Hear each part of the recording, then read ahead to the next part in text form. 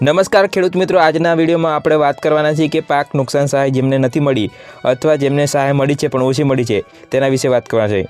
તો મિત્રો, સહાય ઓછી મળવાના કારણ, સહાય બિલકુલ ન મળવાના કારણ અને તેના ઉકેલો વિશે આપણે આજના વિડીયોમાં વાત કરવાના છીએ।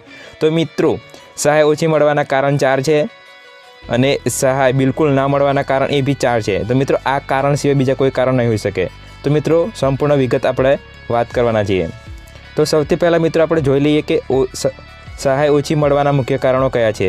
તો મિત્રો, પહેલું કારણ છે નિયત મર્યાદાના 2 હેક્ટર મર્યાદા। તો મિત્રો, તમારી સરકાર દ્વારા 2 હેક્ટરથી વધુ જેમને 10 એકર કે જે એનાથી વધારે જમીન હોય તેમને આ સહાય મળતી નથી। મિત્રો, બીજા નંબરમાં વાત કરીએ નુકસાનની ટકાવારી। તો મિત્રો, 33% કે તેથી ઓછી બતાવવામાં આવી હોય જે ઓપરેટર અથવા ગ્રામસેવક દ્વારા, તો પણ આ નુકસાનની જે સહાય છે તે તમને ઓછી મળી શકે છે। ત્રીજા નંબરમાં વાત કરીએ છીએ મિત્રો, ઓછી જમીન બતાવેલ હોય। તો મિત્રો, જે તે ઓપરેટર અથવા ગ્રામસેવક દ્વારા તમારી જમીન ઓછી દર્શાવેલી હોય ફોર્મ ભરતી વખતે, તો પણ તમને સહાય છે તે ઓછી મળી શકે છે। મિત્રો, ચોથા નંબર પર વાત કરીએ કે સર્વેમાં તફાવત। ખેડૂતો જે નુકસાન નોંધાવે છે અને ગ્રામસેવક કે તલાટી દ્વારા જે ઓનલાઈન સર્વે રિપોર્ટ તૈયાર થાય છે તેના તફાવત હોવાના કારણે સહાયમાં કાપ મુકાય છે। મિત્રો, આ ખાસ બાબત મહત્ત્વની છે કે ગ્રામસેવક દ્વારા કે ઓપરેટર અથવા તલાટી દ્વારા પણ ઓછી બતાવવામાં આવે તો પણ તમારી સહાય જમા થતી નથી। તો મિત્રો, સહાય બિલકુલ ન મળવાનું એક કારણ છે આધાર સીડિંગ। તો મિત્રો, તમારા ડીબીટી દ્વારા જો તમારું એનપીસી એક્ટિવ ના હોય તો પણ તમારી સહાય નથી મળતી। તો મિત્રો, આ કેવી રીતે ચેક કરવું તે હું તમને બતાવું છું। તો મિત્રો, સૌથી પહેલાં તમારે ક્રોમ બ્રાઉઝર ઓપન કરી લેવાનું છે। ક્રોમ બ્રાઉઝર ઓપન કર્યા બાદ તમારે અહીંયા આધાર કાર્ડની પોર્ટલ પર તમારે અહીંયા આવી જવાનું છે। તો મિત્રો, આધાર કાર્ડની પોર્ટલ પર આવ્યા પછી તમને જે તે પ્રકારે તમને આ પ્રકારનું ઇન્ટરફેસ શો થશે। ત્યારબાદ મિત્રો, અહીંયા તમને બેંક સીડિંગ સ્ટેટસ પર ક્લિક કરી લેવાનું છે। તો મિત્રો, જેવું તમે તેના પર ક્લિક કરો છો તો તમને આગળનો ઇન્ટરફેસ જોવા મળશે। તો ત્યાં મિત્રો, તમારે તમારું જે તે આધાર કાર્ડ નંબર હોય, મતલબ જે તે ખેડૂતનું રજિસ્ટ્રેશન આપણે મતલબ તમે ચેક કરતા હોય તેમનો અહીંયા આધાર કાર્ડ નંબર અહીંયા એન્ટર કરી લેવાનો છે। ત્યારબાદ મિત્રો, અહીંયા નીચે કેપ્ચા કોડ અહીંયા તમારે એન્ટર કરી લેવાનો છે। ત્યારબાદ મિત્રો, તમને એક નીચે ઓપ્શન સેન્ડ ઓટીપીનો જોવા મળશે।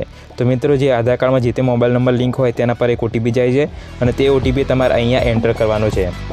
તો મિત્રો, જેવો તમે ઓટીપી એન્ટર કરો છો તો તમારી જે તે બેંકની ડિટેલ એક્ટિવ છે, ડીએક્ટિવ છે, ઇનએક્ટિવ છે તે ડિટેલ તમને સાઈડમાં શો થશે। તો મિત્રો, અહીંયા તમારે તે ઓપન થયા પછી બેંક સીડિંગ સ્ટેટસ પર ક્લિક કરશો એટલે ડાયરેક્ટલી જેથી તમારી બેંકનું સ્ટેટસ છે એ અહીંયા શો થશે।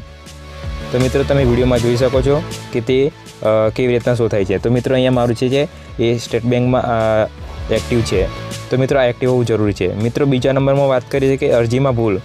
તો ડિજિટલ ગુજરાતમાં જ્યારે આ લોકો પોર્ટલમાં જે તે ઓપરેટર દ્વારા અપ્લાય કરે છે ત્યારે આઈએફસી કોડ અથવા 7/8ની નકલમાં જો ભૂલ રહી જાય તો પણ રિજેક્ટ થઈ જાય છે। મિત્રો, સંયુક્ત ખાતેદારોની સમસ્યા છે ત્રીજા નંબર પર। તો જો મિત્રો, સંયુક્ત નામનો એક કોન્સેપ્ટ ફોર્મ અપલોડ કરવામાં આવે છે તે અપલોડ ના કર્યું હોય તો પણ આ ફોર્મ રિજેક્ટ થવાની પૂરેપૂરી શક્યતાઓ છે। તો મિત્રો, ઘણા વિસ્તારોમાં આનો સમાવેશ થયો છે અને ઘણા વિસ્તારોમાં નથી થયો। તો મિત્રો, આ હું તમને એક ડિટેલમાં પીડીએફ દ્વારા બતાવી દઉં છું કે કયા કયા વિસ્તારો છે તાલુકા વાઇઝ।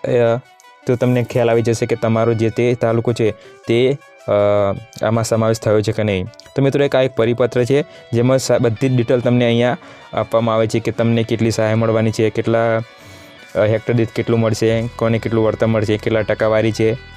તો દરેક વિગતો અહીંયા ધ્યાનથી તમે વાંચી શકો છો। મિત્રો, હું બધી ડિટેલ વાંચવા જઈશ તો વિડીયો લાંબો થઈ જશે, એટલા માટે તમે કદાચ તમારે આખી ડિટેલ વાંચવી હોય તો વિડીયો પોઝ કરીને તમે વાંચી શકો છો।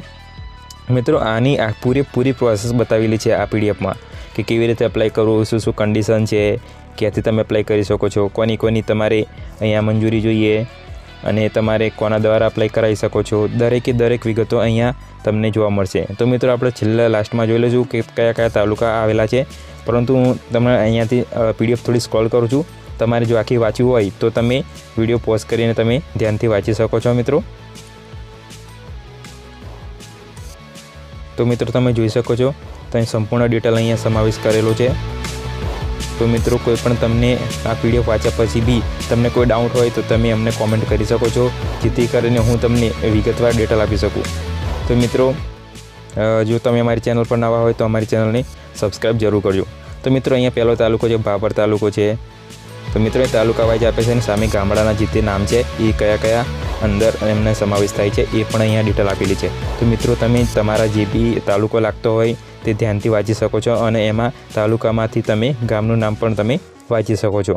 તો મિત્રો અહીંયા બહુ બધા ગામડાઓનો સમાવેશ થયો છે. થરાદ છે, થરાદના કેટલા બી ગામડા છે એ બી અહીંયા તમને બતાવી રહ્યો છું.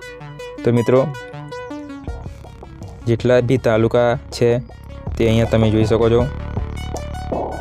તો મિત્રો હું PDF સ્ક્રોલ કરું છું. જો તમારે ગામડાનું જો નામ હોય તો તમે ધ્યાનથી વિડીયો પોઝ કરીને અથવા સ્લો મોશનમાં કરીને તમે જોઈ શકો છો. તો મિત્રો હું વિગતવાર વાંચવા જઈશ તો તમારો ટાઈમ વેસ્ટ થશે અને વિડીયો પણ લાંબો થઈ જશે. એટલા માટે હું ગામડાનું નામ નથી દેતો અથવા હું તાલુકાના નામ વાંચીશ તો વિડીયો લાંબો થવાની શક્યતા છે. એટલા માટે હું છે તે તમને ખાલી PDF સ્ક્રોલ કરીને બતાવી દઉં છું. તો મિત્રો જે તે આ PDF સિવાયના જેટલા ગામડા છે તેમને સહાય નહીં મળે. એટલા માટે મિત્રો જેટલા ગામડાનો સમાવેશ છે આ PDFમાં એટલા ગામડાઓને સહાય મળવાની છે એ સમાવેશ કરેલો છે. તો મિત્રો તમે જોઈ શકો છો લાસ્ટમાં છે શહેરા. શહેરામાં જેટલા તાલુકા છે એ અહીંયા ગામડા વાઇઝ તમને બતાવેલા છે. તો મિત્રો હવે આનું સોલ્યુશન શું હોય જો સહાય ઓછી મળી હોય તો ના મળી હોય? તો મિત્રો સૌથી પહેલાં તમારે સ્ટેટસ ચેક કરવાનું છે. PFMS પોર્ટલ છે તેના પર જઈને તમે ચેક કરી શકો છો અથવા ડિજિટલ ગુજરાતની જે તે પોર્ટલ છે તેના પર જો રિજેક્ટ કે પેન્ડિંગ હોય તો જોઈ શકો છો. તો મિત્રો PFMSની જે પોર્ટલ પર કેવી રીતે ચેક કરવું એના પર આપણે એક એડવાન્સ વિડીયો બનાવેલો છે, પરંતુ એ વિડીયોના ટાઇટલમાં છે વૃદ્ધ પેન્શન કેવી રીતે ચેક કરવું. તો મિત્રો એ જ પ્રોસેસથી તમે ચેક કરી શકો છો, પરંતુ હું તમને મોટે અહીંયાથી વિડીયો એકવાર બતાવી દઉં છું. આ YouTube પર આપણો વિડીયો અવેલેબલ છે અને તેનું ટાઇટલ છે વૃદ્ધ પેન્શન સહાય કરીને. તો મિત્રો તમે આના પર વિગતવાર વાત કરવા માગતા હોય તો હું અલગથી વિડીયો આનો બનાવી દઈશ જો તમે કોમેન્ટ કરશો. તો મિત્રો તમારે તલાટી કે ગ્રામસેવકનો સંપર્ક કરવો જો અરજી રિજેક્ટ થઈ હોય તો, અથવા તેમના જે તાલુકા કૃષિ અધિકારી ઓફિસમાં જઈને આ કારણ જાણી શકો છો કયા કારણથી તમારા પ્રોબ્લેમ આવી છે. તો મિત્રો જો તમારું KYC બાકી હોય બેંકનું તો તરત જ બેંકનું KYC કરાવો અને જે તે બેંકમાં તમારો આધાર લિંક હોય તે કરાવી લેવું. તો મિત્રો ધન્યવાદ. મળીએ એક નવા વિડીયો સાથે.